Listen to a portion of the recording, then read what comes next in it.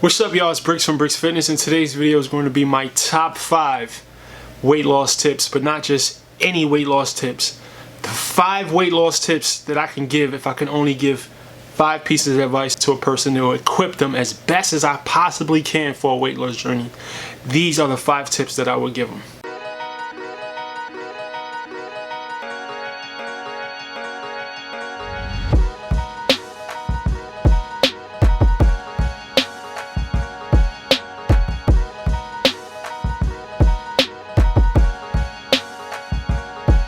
To those new to the channel, my name is Robert Brix Glover.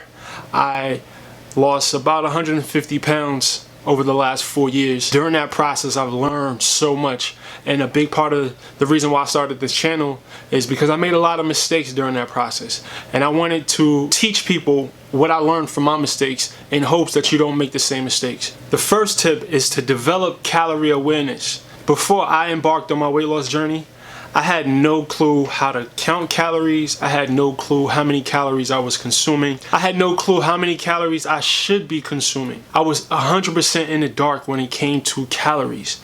And a big part of the reason why me and a lot of people gain so much weight is because we have no clue how many calories we're actually consuming. I suggest you develop calorie awareness. And the way you do that is by tracking. You have to track your consumption. Now, this is not a practice that I expect people to do for the rest of your life. But if you do take, I don't know, maybe a month or two to meticulously track your food. So I tracked my food for 3 years consistently. Now I'm at the point where I can guess within a few hundred calories how many calories I consume throughout the day without tracking anything. And it helps me so much because now I'm able to maintain my weight, or I'm able to lose body fat without having to track anymore. But it's the years of tracking that gave me that tool. So the goal is for you to be aware of the amount of calories that you're consuming in relations to the amount of calories that you should be consuming in respects to whatever your specific goal is. Tip number 2, simplify exercise. I know a big part of the reason why I used to get discouraged is because I would make exercise way too complicated and it would intimidate me. So my advice is to stop overthinking exercise. Find something that you like to do, something that you enjoy, and just do that consistently and allow your knowledge to expand organically. Because as you start getting in better shape, it's going to be a natural progression. To simplify it. Consistency is way more important than anything. You don't have to be so technical. You just have to be consistent. So find exercises that you enjoy doing, whether that's swimming, whether that's playing basketball, whether that's lifting weights, whether that's chasing ducks in the park, I don't care. Find something that you enjoy doing, couple that with eating less calories than you're burning, then you will lose weight, I promise. Tip number 3, and this is a big one.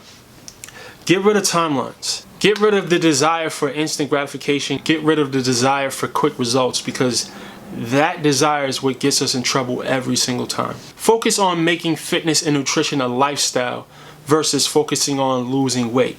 Let losing weight just be a byproduct of you changing your habits and you changing your relationship with food. That's the best way to approach it mentally. When you have timelines, you're just setting yourself up for failure, because weight loss is not a linear process. It's not something that we can calculate, or we're going to lose 3 pounds a week, or we're going to lose 7 pounds a week. But we like to have these numbers in our heads, and it doesn't happen that way. There's going to be weeks where you lose 3 pounds consistently, and then there's going to be weeks where you lose 6 pounds. And then there may be 3 weeks where you lose no weight at all. And that's the part of the process where most people fall off. But it's totally normal. So if your goal is to reprogram your relationship with food, if your goal is to make fitness a part of your daily routine, just like brushing your teeth, then it's not going to bother you if the scale's not going down, because that's not what the goal is. Let the scale going down be a byproduct of you making fitness and exercise a part of your lifestyle. Side note, this takes time. That's why consistency is so important. Get rid of the timelines. It's going to take a while. Listen, we have the next 30, 40, 50, 60 years to get this right. Take your time. Tip number 4, research, research, research, research, research, research, research, research. You have to educate yourself. You have to read, you have to know about nutrition, you have to know about different exercises, you have to know about different diet plans, you need to know about micronutrients, you need to know about macronutrients. There's a lot of information, and you have to arm yourself with the information if you're going to be successful at losing weight. You almost have to turn yourself into like a weight loss expert, because you have to know these things if you're going to be successful. Invest the time and energy into learning. Tip number 5, and this may be one that you never heard before, but work hardest on your environment. There's so many factors that are out of our control when it comes to this, like your genetics and, you know, cravings and your energy levels and your strengths, and there's a lot of factors that you cannot control. So you have to be sure that you are manipulating the factors that you can control, that are going to set you up for success with weight loss. And our environment is one of the biggest factors that we can control. What type of foods you keep in your house, that's so big. It's almost impossible for you to expect yourself to lose weight and to eat healthy if you have a cupboard full of junk food. It's just not going to work. You have to control your environment, and your environment includes the people that you hang out with. It includes the route you drive home, the foods that you keep in your refrigerator. There's so many different layers to your environment, and we have the most control over our environment. So set yourself up for success by controlling your environment and making sure that your environment is nurturing and it aligns with your fitness goals. Alright, I hope this video was helpful. To all the new people, please subscribe to the channel if you have not. Please, I really appreciate all the support.